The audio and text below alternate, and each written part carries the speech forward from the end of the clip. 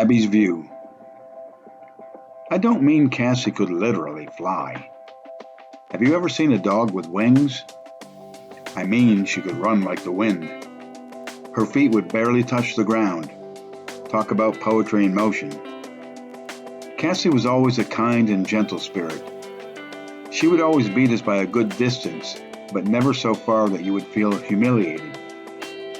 On the rare occasions that she would start at the same time we did, she would remind me of Usain Bolt.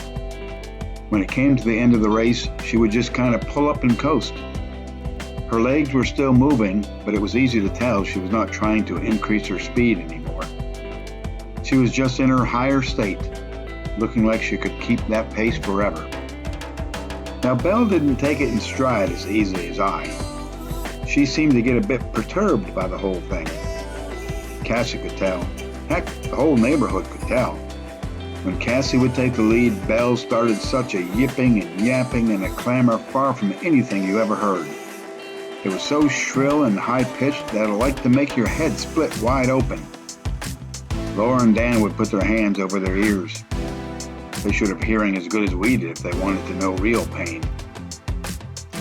Cassie started to give us a huge lead before she would start running, so as to remedy the situation, and for a while that seemed to work. It wasn't very long, however, that as soon as Cassie would pass us, Belle would start in again. We all just resigned ourselves to the fact that Belle was going to make a rumpus, so we just lived with it because we sure did love our races. We would just have to deal with the cacophony. We would race in the sunshine and the rain. We would race when it was hot or when it was cold. We would race in every season. In fact, the only time we could kind of keep up with her was when there was a good bit of snow on the ground. Cassie was built for speed. She had a deep barrel chest and the thinnest legs you ever did see.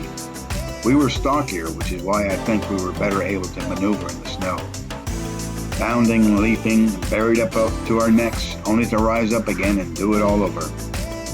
We looked a bit like Tigger from the 100-Acre Woods. She looked a bit more like Pooh, just kind of pushing through it all. Those were the days. Great times and great memories. Who won between Belle and I, you may wonder? Funny you should ask. It is a very good question, especially if you're used to going to races and think in terms of win, place, and show. Or as the non-betting humans say, first, second, or third. Belle and I were neck and neck more often than not, and you would have needed a photo finish to tell for sure who was ahead of whom. I don't do much running these days. Sure, I break into the periodic trot. I barely get up to a full-blown run, and that is only when I am spurred on by Dan, which happens rarely.